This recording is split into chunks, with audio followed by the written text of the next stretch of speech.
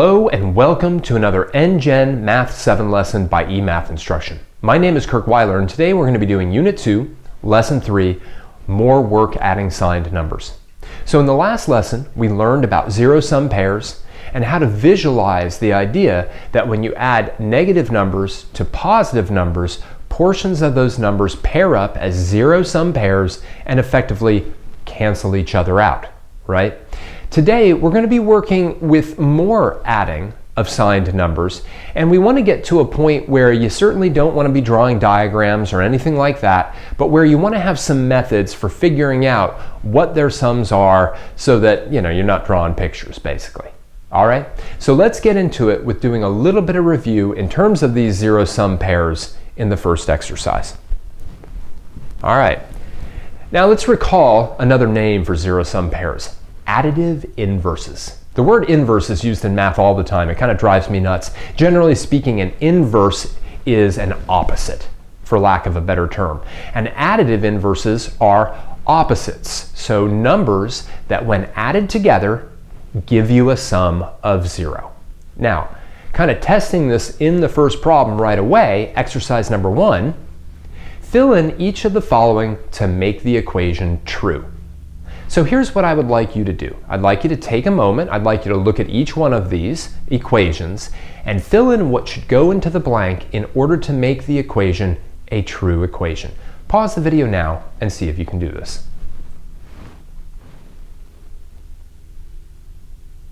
All right, well in letter A, we literally have a good example of a zero-sum pair or a pair of additive inverses. If I add -5 to 5, that gives me 0.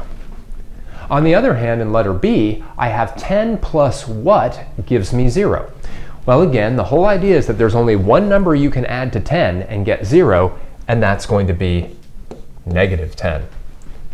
And finally, letter C, right, -7 plus what is equal to 0, just like in B, there's only one number that we can add to -7 and get 0, and that's +7. All right? Now again, this is a very, very important idea, right? This idea that we could end up adding two additive inverses together and getting the number 0, and then of course 0 plus anything, that doesn't change a single thing. So let's keep moving on and use this idea in the next few exercises. Here we go. Breaking up a number into a sum. All right. Now it's kind of funny because in previous years you've looked at breaking up a number into a product. That's called factoring. But it's actually also important to be able to take a number and break it up into the sum of other numbers. This is pretty easy. Let's take a look at exercise number 2. Fill in the missing blanks with either a positive or a negative number to make the equation true. This is simple enough. Literally, 14 equals 8 plus what? Well, 14 equals 8 plus 6. It's simple enough. Now 14 is also equal to 10 plus 4 and 13 plus 1 and 2 plus 12, right? But here, I'm just looking to break 14 up into 18 plus 6, and we're going to eventually see why I've picked these numbers in the next exercise. Now letter B might be a little bit more confusing. I've got -11 equals -2 plus what? Pause the video right now and see if you can think about both letter B and letter C, and then we'll revisit them.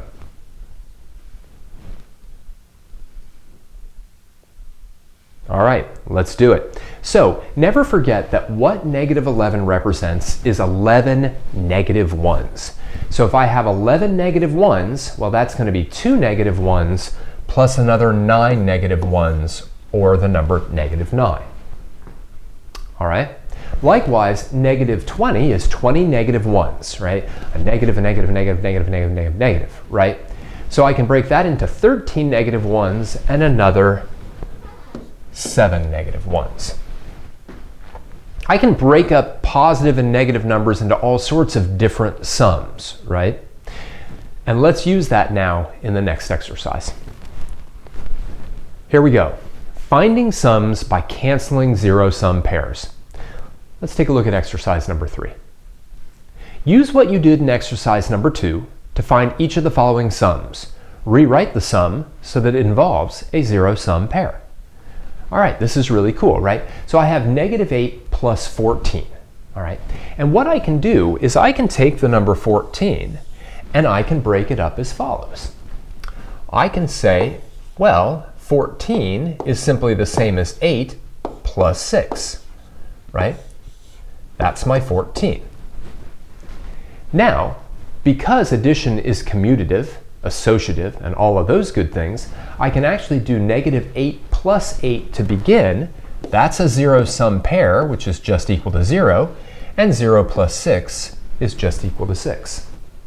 So I literally take that 14 and I break it up into a positive 8 plus a positive 6. That positive 8 and that negative 8 now match up as additive inverses, or zero-sum pairs, right? They combine to be 0, and 0 plus 6 leaves me with 6. Right? Let's do letter B together, and then we'll have you do letter C and letter D on your own. Letter B, negative 11 plus 9. All right. Well, again, I kind of want to think about breaking up this larger number, so to speak. And I'm going to break up negative 11 into negative 2 plus negative 9.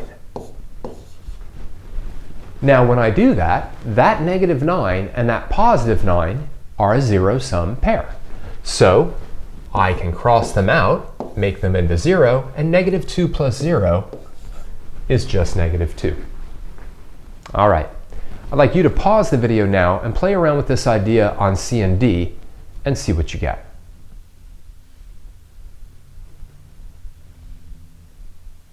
All right, let's go through them.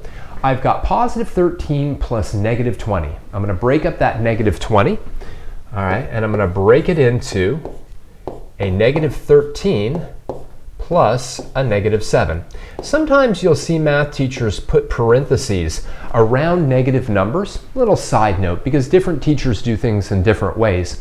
Sometimes you'll see teachers, including myself, put negative numbers inside of parentheses so that we distinguish them from the operation of subtraction. I haven't been doing that much in today's lesson because we aren't doing any subtracting in today's lesson. We're just adding negatives and positives together. Anyhow, positive 13 and negative 13, those two will cancel to give us 0, and 0 plus negative 7 is negative 7. 25 plus negative 15, I can take that 25 and I can break it up into 10 plus 15. Then I have that plus negative 15. The 15 and negative 15 are a zero-sum pair. 10 plus 0 then just leaves me with 10. All right? It's kind of fun. You know, we take these numbers, the sort of ones that have a larger size to them, we break them up so that we can see a zero-sum pair, right? So we take negative 20, we break it up into negative 13 and negative 7. And specifically, we do it this way so that we can have that positive 13 cancel that negative 13 and leave me with negative 7.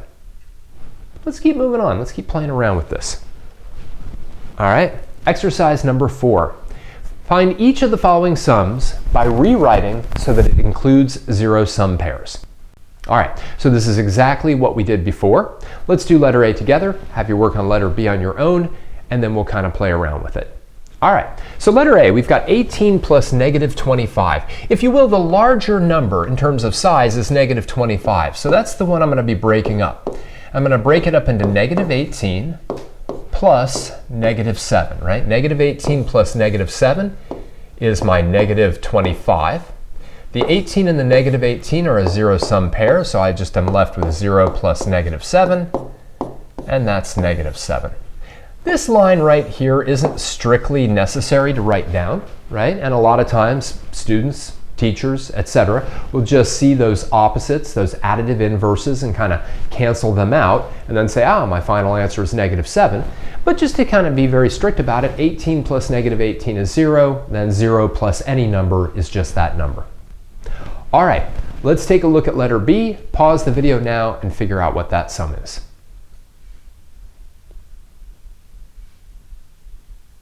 All right, now this one might be a little bit more challenging to think about, right? The numbers are a little bit bigger, you have to think about it a little bit. You're probably looking at 32 and thinking, well, I'm going to break that into a negative 14 and something else. What's that other thing? You might even go onto the side of your paper and go like this. You might go, 32 minus 14, you know, a little bit of this business, 18. So then you might say, all right, well, negative 32 is going to be negative 18 plus negative 14 plus 14. There it is, right? Here's my zero-sum pair, and I'm left with a negative 18. Now, the reason I kind of went through that is that, right, you do this little subtraction over here to sort of figure out, well, okay, I've got 32 negatives, right? So how many more negatives do I have than positives? So I have 18 more, right? And that allows me to break down the negative 32 into a negative 18 plus negative 14 plus 14. Those two cancel, and I'm left with negative 18. But we can actually use this idea of subtraction in order to help us figure out what the result of adding a negative and a positive is together, you know, without having to break them up into zero-sum pairs or draw out diagrams or anything like that. Now, before we do that, I want to review what's known as absolute value. Let's do that in the next exercise. Absolute value is literally how big a number is. Now, back when you were dealing with just positive numbers and zero, there was no need for absolute value, because the size of the number 7 is 7, right? It's only once you get into negative numbers that you want to talk about absolute value. And literally, the absolute value of the number is its size or its distance away from 0 on the number line. The absolute value of negative 9 is 9, right? The absolute value of 13, well, that's 13. Okay, so literally negative 9 has a size of 9 units, or it's 9 units away from the origin, just like positive 9 is. The absolute value of negative 8.25 is 8.25. Maybe the trickiest one of all is the absolute value of 0, but it's just 0, right? The number 0 is 0 units from 0 on a number line. There's a lot of zeros there. You know, at the end of the day, what a lot of students learn is when you're taking the absolute value of a negative number, it makes it positive. When you take the absolute value of a positive number, it doesn't do anything to it, etc. But I want to be able to talk about absolute values of numbers, especially in the next exercise. So let's take a look. Using subtraction to add signed numbers. Exercise number 6. Consider the sum negative 156 plus 79.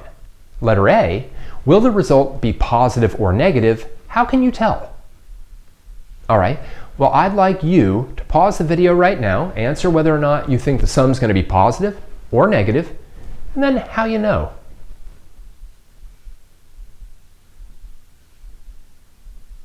All right, let's go through it. Well, the answer is going to be negative. All right. And it's going to be negative for a very simple reason.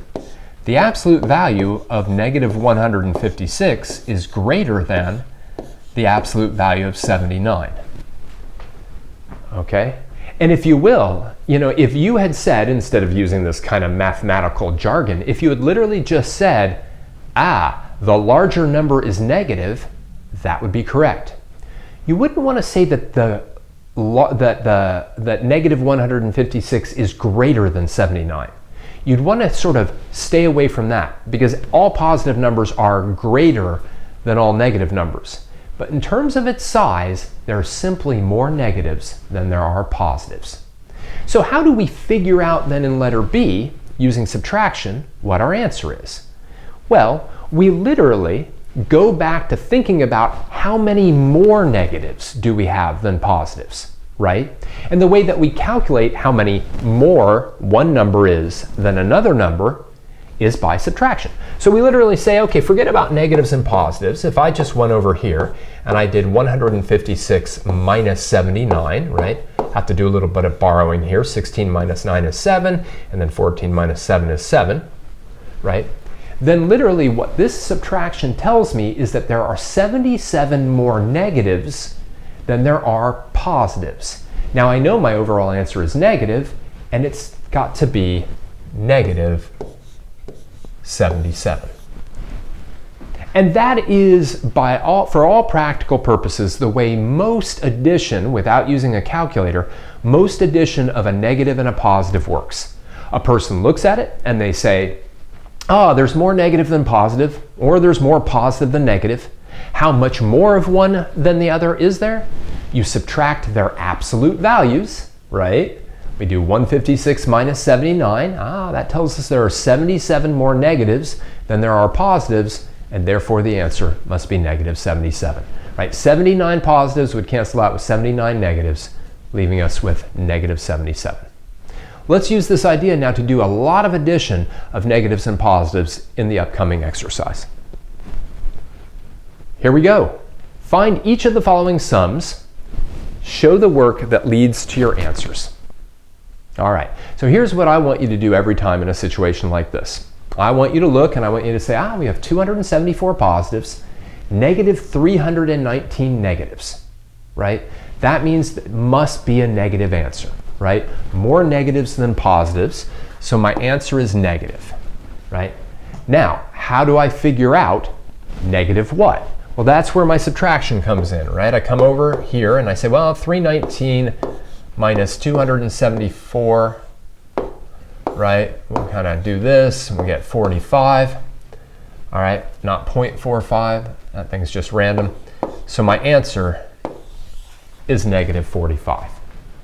All right, think about what we were doing yesterday where we were drawing out little pluses and little minuses. I never would want to draw out 274 pluses, 319 minuses, and start crossing out zero-sum pairs. What I do want to think about is just the fact that, well, I know my answer is negative because there's more of that than positive. How much more? I do the subtraction of the two absolute values. I get 45, so the answer is negative 45. This even allows us to do some messy stuff with decimals, right? I have negative 18.71 plus positive 26.54. That means, right, since 26.54 is bigger than 18.71, my answer's got to be a positive. Now, normally we don't put a positive symbol there to represent a positive number, but I want to do it just because I kind of did it over there. Now, positive what? Well, in that case, we do our subtraction again. This time, unfortunately, we have to bring decimals into the situation, but that's okay. How much bigger is that positive number than the negative number? Well, we'll just subtract. We'll get 3. Here I have to do a little bit of borrowing. 15 minus 7 is 8. Then I have 25 minus 18, which is 7. And again, literally, this just means that there are 7.83 more positive quantities than negative quantities, so the answer is positive 7.83. There's nothing wrong with putting the plus sign out front. Again, we typically don't so much do that because a number is assumed to be positive unless there's a negative sign sitting there, but it also doesn't hurt. All right, let's go through one more exercise to make sure you've got this. Adding more than two signed numbers. All right, so this is important because so far all we've been doing is just here's a positive, here's a negative, add them together. But what if we have more than two? What if we have 3, 4, 5, etc.? Let's take a look at that scenario in exercise number 8. Consider the sum negative 8 plus 2 plus negative 11 plus 14. Letter A asks us to find this sum by adding the numbers together from left to right as the order of operations would imply. So let's do that together. I'm going to rewrite the sum right down here. So I've got negative 8 plus positive 2 plus negative 11 plus 14. So order of operations, hey, there's a little bit of red going on there. I'm going to get rid of that. Order of operations would say, well, the first thing I should really do is do negative 8 plus 2.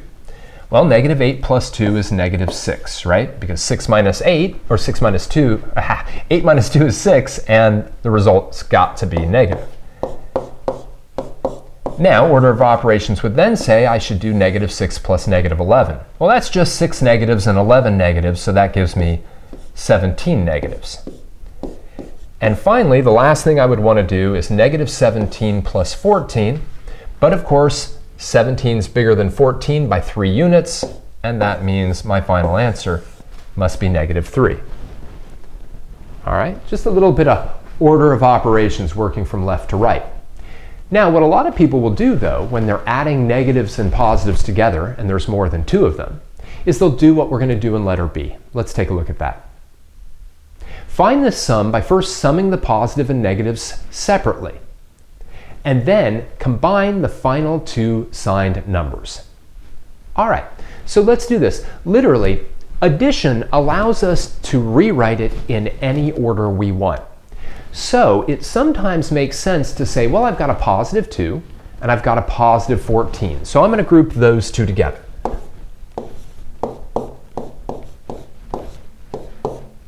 And I then have a negative 8 and a negative 11. I'm going to combine those two together.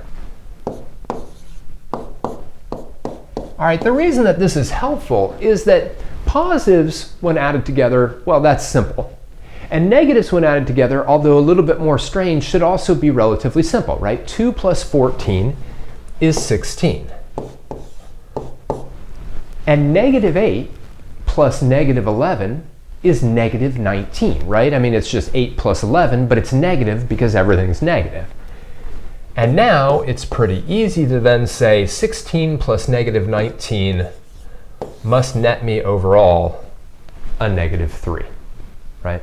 And oftentimes you'll see me doing that, especially in later on courses like Math 8 and Algebra 1 and Geometry, etc., where I'll just say, I've got negative 8, negative 11, that's negative 19. I've got 2 and 14, that's positive 16. Negative 19, positive 16 gives me a net negative 3. Right? I'm combining the positives, I'm combining the negatives, then I'm taking those two and combining them together. All right, let's wrap it up. So today we reinforce the idea of how to think about adding positives and negatives together by canceling negatives and positives that turn out to be additive inverses or zero-sum pairs. Right? We then saw how to look at a sum of a negative and a positive, identify whether the result should be negative or positive based on the sizes or absolute values of the two numbers involved, and then using subtraction to actually figure out that absolute value. Finally, we also saw how to add more than two numbers together by grouping the positives and the negatives separately, tongue twister there, and then combining the final results. All right, we're going to use this a lot as we move on in the next lesson, and we start to do a little bit of subtraction. For now, I'd like to thank you for joining me for another NGen Math 7 lesson by eMathInstruction. My name is Kirk Weiler, and until next time, keep thinking and keep solving problems.